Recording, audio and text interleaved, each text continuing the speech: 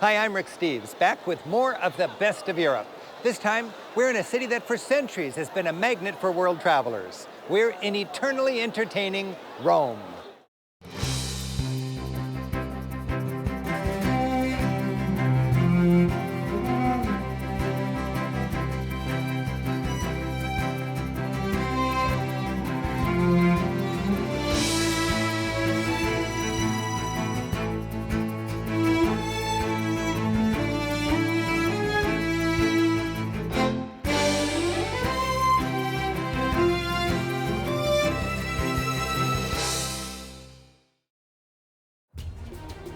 There's history everywhere here in the city of the Caesars.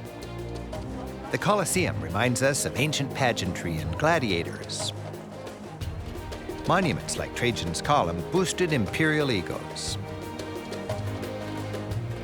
Statues show how emperors were worshipped as gods on earth. And the Pantheon, with my favorite skylight anywhere, inspired future ages to great domes of their own.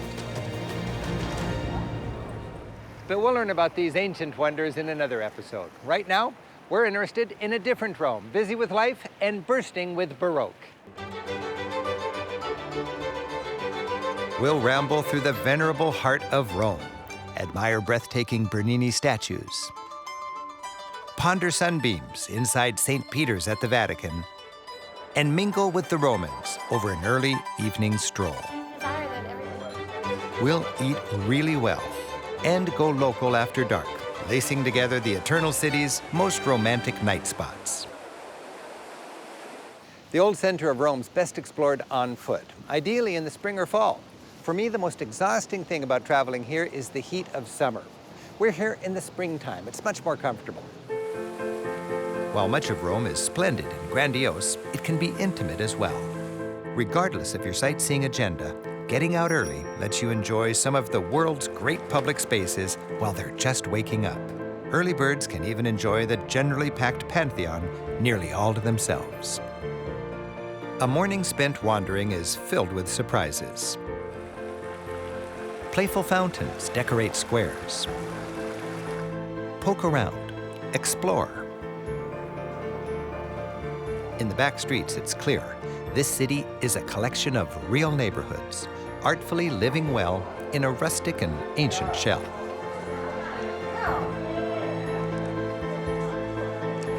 As the rhythm of daily life hits its stride, the famous Spanish Steps, today adorned with azaleas, fill with people. For over 200 years, romantics have gathered here to enjoy a little dolce vita with their sightseeing. And it remains a popular place to savor the joy of simply being in Rome. Scusi, signora, dove è il campo di fiori? Eccola, quella Grazie. Another colorful Roman gathering place is the Campo dei Fiori. Literally the field of flowers, this has long been a fragrant and vibrant market. The market thrives in the morning. What's seasonal during your visit will be favored by local chefs and featured on their daily menus. We're here in May, and it's puntarella, asparagus, and artichokes.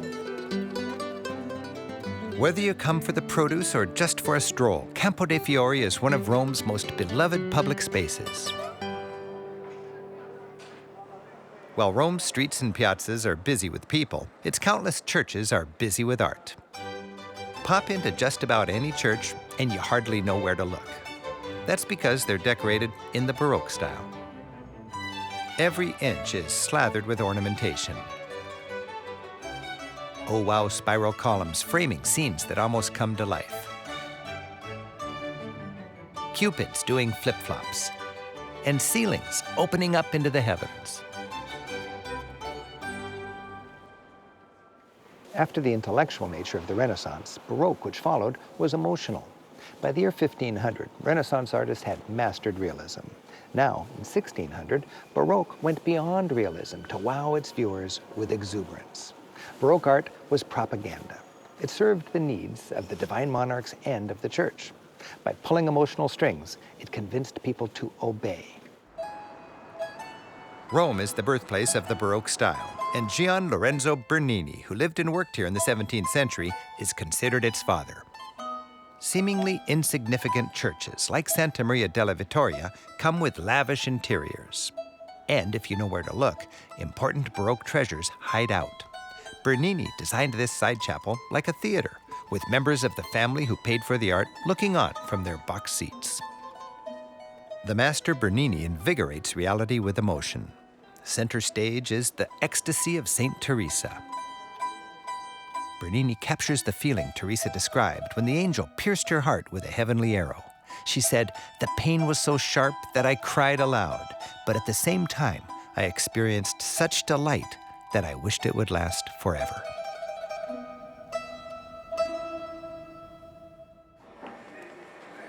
Exploring Rome on foot, you alternate between peaceful back lanes and busy arterials.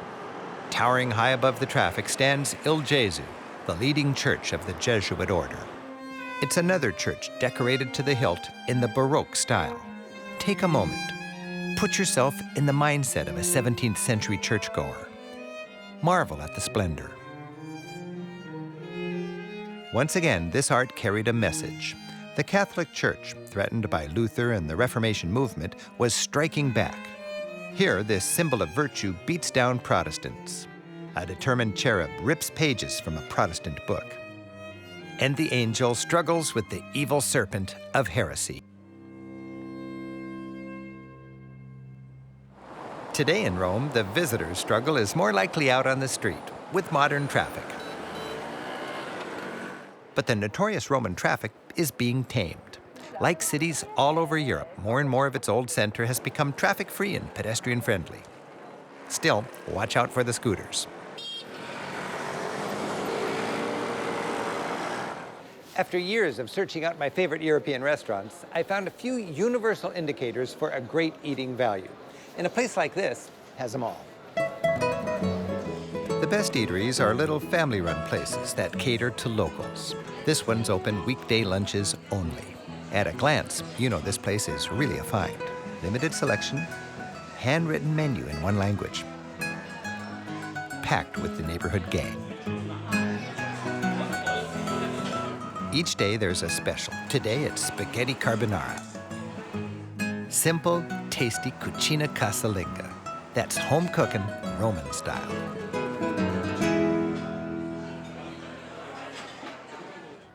For a breezy escape from the big city noise and intensity, head for the Borghese Gardens, Rome's Central Park. Romans are proud of their generous green spaces. This sprawling park has long offered people here a place to relax, unwind, and let the kids run wild.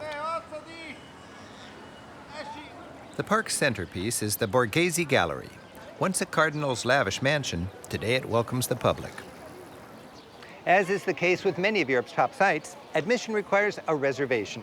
Getting one's easy. Just a quick phone call or visit the website, and you get an entry time. Good guidebooks have all the details.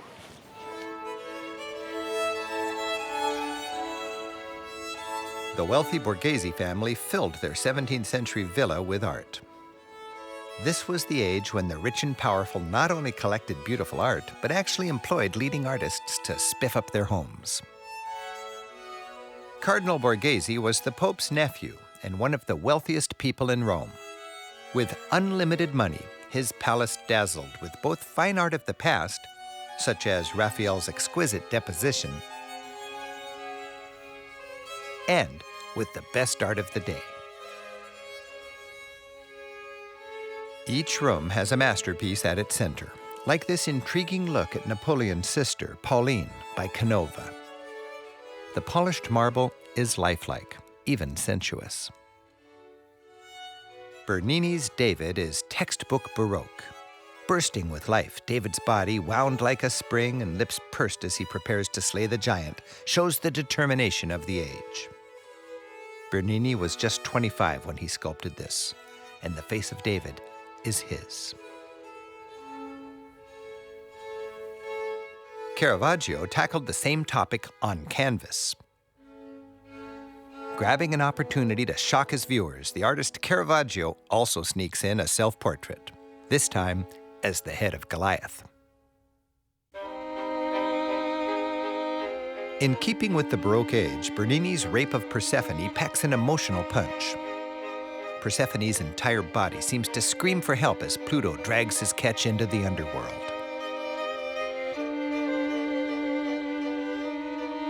His three-headed dog howls triumphantly. Bernini's Apollo chasing Daphne is a highlight. Apollo, happily wounded by Cupid's arrow, chases Daphne, who's saved by turning into a tree. In typical Baroque style, Bernini captures the instant when, just as Apollo's about to catch Daphne, her fingers turn to leaves. Her toes sprout roots, and Apollo's in for one rude surprise. The statue, as much air as stone, makes a supernatural event seem real. This classical scene, while plenty fleshy, comes with a church-pleasing moral. Chasing earthly pleasures leads only to frustration. The place to contemplate that thought is at the Vatican. Here's a case where crossing a street is crossing a border. I just left Italy. Vatican City may be the world's smallest independent country with just 1,000 inhabitants, but it's the spiritual capital of hundreds of millions of Roman Catholics. The Vatican is built upon the memory and grave of the first pope, St. Peter. Its centerpiece, St. Peter's Basilica. Even though the Vatican City occupies less than a square mile, this country has its own radio station, newspaper, post office, and a cute little train station. Along with the grandest church on earth, it has a massive museum. The Vatican is ruled both politically and religiously by the Pope. The Vatican City is embedded in the city of Rome. It's surrounded by a mighty medieval wall that evokes a less than peaceful history. After the fall of Rome in the 5th century, the city of Rome eventually came under control of the Pope. In fact, for centuries, the Pope was called the King Pope. Little by little, the King Pope established his own empire. At its peak in the 1600s, these papal states, as they were called, encompassed much of the Italian peninsula. When the modern nation of Italy unified in the late 1800s, it absorbed most of the papal states, including the city of Rome. But the Pope held out. For 60 years, the Pope was holed up here, behind the Vatican walls. Finally, in 1929, the Pope and Mussolini signed the Lateran Treaty, establishing the Vatican as its own nation. The garden-like core of the country, where serious administration takes place, is closed to the public. The Vatican military is made up of the Swiss Guard. In 1506, the Pope imported mercenaries from Switzerland who were known for their loyalty and their courage. Today, about 100 Swiss soldiers clad in their flamboyant Renaissance-style uniforms still protect the Pope, keep the crush of visitors as orderly as possible, and patiently answer tourists' questions. Piazza San Pietro sits on what was the site of an ancient Roman racetrack. Imagine chariots making their hairpin turns around that obelisk. For added entertainment during the games, Christians were executed here. In about 65 AD, the Apostle Peter was crucified within sight of this obelisk. Peter's friends buried him in a nearby graveyard on what pagan Romans called the Vatican Hill. For 250 years, Christians worshipped quietly at his tomb. Then, in 313 AD, Emperor Constantine legalized Christianity and changed the course of history. A basilica was built here, and this became the head of the Roman Catholic Church. 1,200 years later, the original St. Peter's was replaced by this most glorious church in Christendom. Upon entering, your first impression is, it's huge. 600 feet long, bathed in sunbeams. It can accommodate thousands of worshipers. The ornamental cherubs dwarf a large man. As a tour guide, I've lost entire groups in here. Visitors marvel at grand paintings decorating the many chapels. But they're not paintings at all. Because oil on canvas would soon be covered by candle soot, you won't find actual paintings in St. Peter's. Just the magnificent work of the Vatican School of Mosaics, with thousands of different colors in their arsenal of chips. This scene, showing Peter looking after early Christians while centuries old, looks almost new. Michelangelo's Pietà is adored by pilgrims and tourists alike. Here, the 25-year-old Michelangelo makes the theological message very clear. Jesus, once alive but now dead, gave his life for our salvation. The contrast provided by Mary's rough robe makes his body, even though carved in hard marble, feel soft and believable. The high altar, like so much of the art decorating the Vatican, is another masterpiece by Bernini. With sunlight illuminating its alabaster window, as if powering the Holy Spirit, it encrusts the legendary throne of St. Peter with a starburst of Baroque praise. Directly above the altar, which marks the tomb of St. Peter, stands Bernini's bronze canopy, and above that, Michelangelo's dome, taller than a football field on end. The inscription declares, in Latin, Tu es Petrus, you are Peter, and upon this rock I will build my church. This is the scriptural basis for the primacy of Rome in the Catholic Church. A viewing perch gives travelers a close-up look at those huge letters and a heavenly perspective into the church. From the rooftop, you can size up the dome you're about to climb. For a close-up look at Michelangelo's dome-within-a-dome design, climb 300 steps to the cupola. The view from the top is unrivaled, both of Rome in general and of the Vatican grounds. You can survey the entire country from this perch. The long rectangular building is the Vatican Museum, with the adjacent Sistine Chapel. Perhaps the richest collection of Western art anywhere. Over the centuries, the popes have amassed enough art to fill 11 miles of museum hallways, sumptuously decorated with precious tapestries, dramatic frescoes, and ancient statues. The museum features art from every age. Its exquisite painting gallery includes Raphael's much-loved Transfiguration. Halls and courtyards are littered with ancient Greek and Roman masterpieces, like the Laocoon, so inspirational to the great masters of the Renaissance. And the Pope's apartments tell Christian history. This is the battle in which Emperor Constantine was led by angels and a holy cross, both to a key military victory and to his own religious conversion. And these rooms celebrate pre-Christian philosophy. Here, Raphael paints the School of Athens, a who's who of ancient Greek intellectual heroes, many painted with the features of Renaissance greats: Leonardo, Michelangelo, and a self-portrait of Raphael himself. Of course, there's much more, as we've just scratched the surface of this vast collection. If you're pondering eternity, try covering the Vatican Museum thoroughly. Busy and big as Rome is, getting around is relatively easy. If your time's limited, catching a cab can be a good budget tip. It's sweat-free and it's the quickest way from point to point. Especially for a small group, it can be a fine value. And from the window of the cab, we enjoy another lively look at the city. I find Roman cabbies generally honest, but still count your change. In Rome, you simply round up whatever's on the meter. 10. Ciao, grazie. In 1870, Rome became the capital of a newly united modern state of Italy. Shortly after that, the thunderous Victor Emmanuel Monument was built to honor Italy's first king. That's him on the huge horse. The monument, built to stoke the spirit of a new and struggling nation, harkens back to the glories of ancient Rome. In fact, if you want to envision ancient Rome in its pomposity today, imagine a vast city made of buildings like this.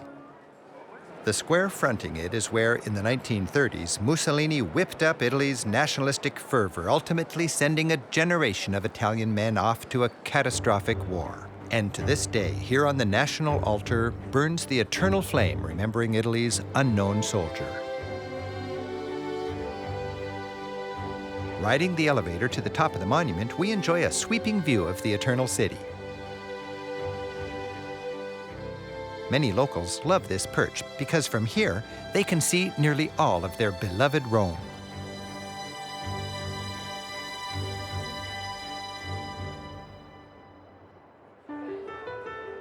Another towering Egyptian obelisk dramatically marks Piazza del Popolo. This is the starting point of a ritual in Rome, the evening stroll, or passeggiata. We're meeting my friend and Roman tour guide, Francesca Caruso, to join in the fun. Bene, grazie. Tu? Been working? Yes, I have. Let's go for a walk. I think Yes, it's a great time. it's a perfect evening. As the sun goes down, the people come out. Downtown Rome's main street, the Via del Corso, is pedestrianized, and strollers just love it. It offers some of the best people watching anywhere. I think in the end, what I really like about the Italian way of life, and I can really enjoy it here in Rome, is the fact that all I have to do is step outside and I'm surrounded by people. I never feel lonely. I always feel connected with a sense of community. I think the passeggiata is a wonderful way of living the city. So this is just sort of an inclination, early evening, cool of the day.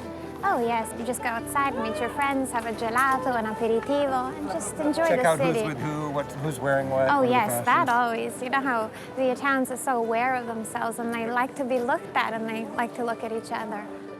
For many, the evening stroll leads to a nice dinner out. We're dropping by Ristorante da Fortunato. I enjoy a range of restaurants. Occasionally, I'll splurge in a restaurant like this, where you can let the meal unfold in all its many layers. First, antipasti. Mozzarella, prosciutto, arugula with shrimp, and artichokes, the last of the season. The wine recommendation, a nice red from Piedmont. Then pasta, arrabbiata. There's no hurry. When Europeans go out for dinner, it's generally the event of the evening. While pricey, it's fun, once in a while at least, to enjoy a full-blown fine dinner on the road. The food keeps on coming. Mushrooms, right in season and really flavorful. Beef, rare and tender with a light gravy. And finally, blueberries and gelato. This is one splurge I'll never forget. After dark, Rome takes on yet another personality. And a short walk laces together its top night spots. Back at Campo di Fiori, the artichokes and tomatoes are packed away, and the social street lamps are turned on. These characteristic lanes, even late at night, feel safe and friendly. The nearby Piazza Navona is a carnival 365 nights a year. While this oblong square got its shape from a long-gone ancient stadium, today the games are limited to browsing and flirting around its famous Bernini fountain. Just down the street is the floodlit Pantheon. It looms high above our 21st century as if aching to tell its story, 2,000 years of Roman history. And at the same time, it provides a venerable backdrop for alfresco diners. There's too much life in the streets to go home yet. The Trevi Fountain's close by. This bubbly Baroque avalanche, dating from the 1700s, seems purpose-built for today's Roman embrace of life. With history, art, and people perpetually partying under the stars, it's no wonder people come here in droves for the promise that a coin tossed over the shoulder will assure their return to this eternal city. That may sound silly, but every year I go through the ritual, and it works. But we're not done yet. The final stop on our nighttime walk is back where we started, at the ever-popular Spanish Steps.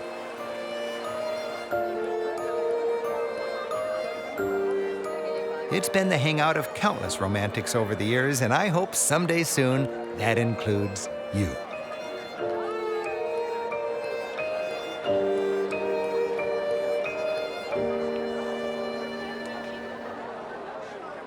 Rome. Of course, it's a city of Caesars, popes, and floodlit fountains. But for over 3 million people, it's also simply home. Thanks for joining us. I'm Rick Steves. Until next time, keep on traveling. Ciao. I'm Rick Steves. Until next time. Simon's the hardest working producer in television. Look at him right now. See, he's working. He's thinking.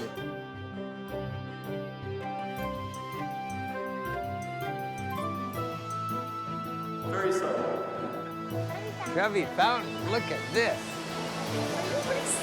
Yeah, how are you? Shut up!